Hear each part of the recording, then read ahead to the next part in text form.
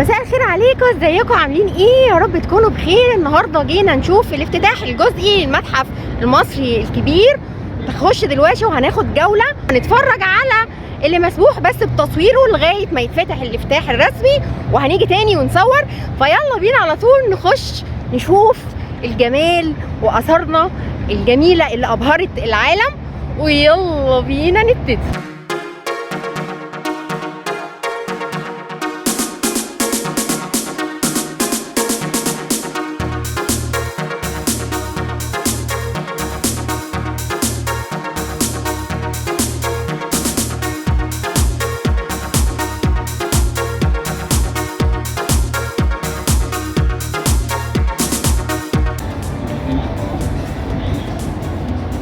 دي المفروض لما المتحف هيتفتح هتكون مكنه تتاخد اسكان للي داخل ومعاه التيكت.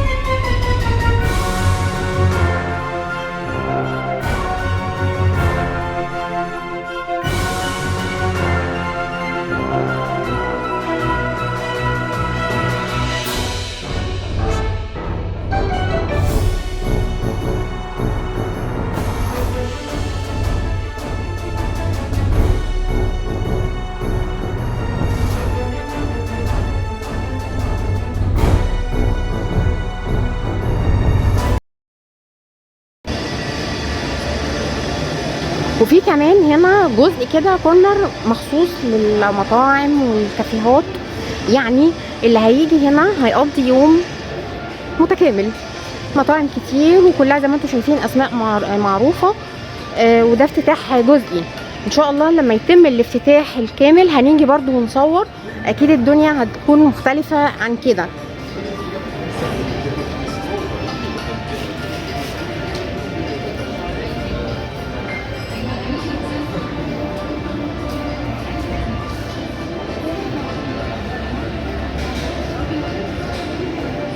وانا بقى ماشيه بشوف ايه المطاعم والمحلات اللي فاتحه، لقيت نفرتاري، وانتوا عارفين انا بحبها جدا، وكنت عامله عنها ريفيو قبل كده على القناه، لانها طبعا اكيد معظم الناس تعرفها وتسمع عنها.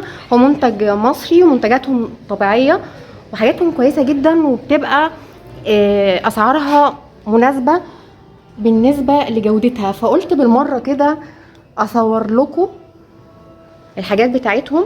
انا مجربه كل الحاجات الخشب بتاعتهم والزيوت والكريمات، وعايزه اقول لكم انه الحاجات دي تحفه، وفي عرب بيجوا مخصوص ياخدوها لانها قطن، وزي ما انتم شايفين كده عليها الاشكال المصريه، فهي طبعا مناسبه للمكان في المتحف. يعني دي الحاجات دي في الدول العربيه وفي الخليج عارفينها اكتر مننا على فكره.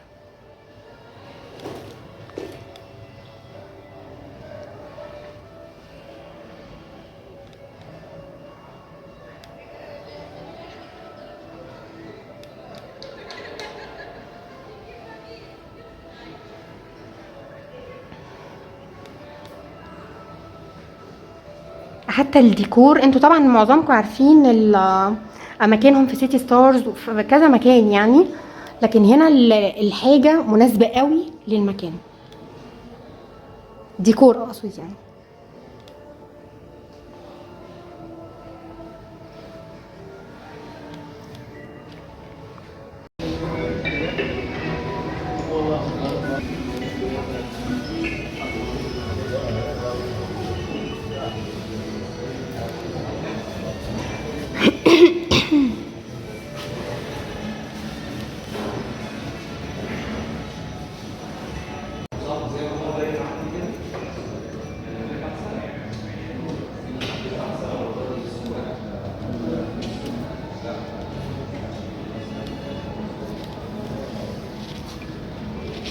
كل حاجه لوكال براند مختلف. تمام، مجمعين كله هاند ميد يعني. بالظبط.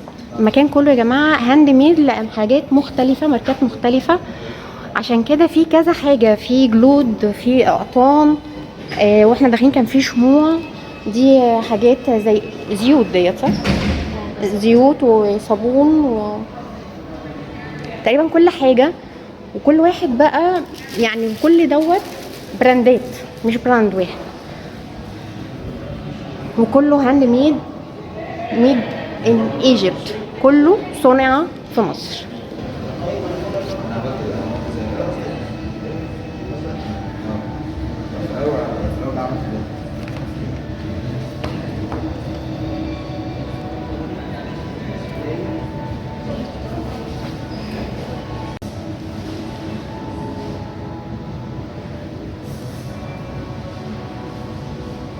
هو ده write your own Egyptian hieroglyphics.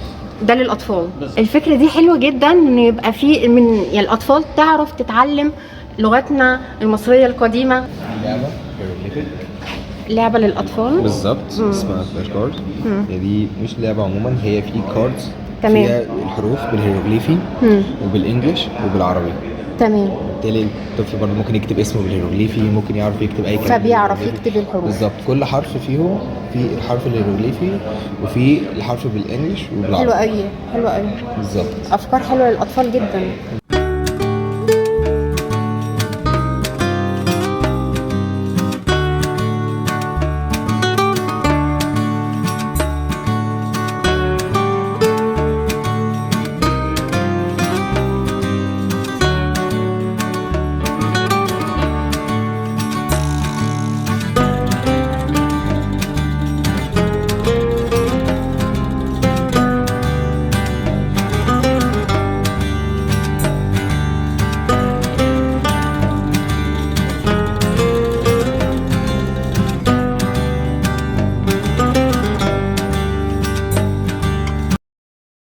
ده الفناء التاني اللي فيه تمثال رمسيس التاني.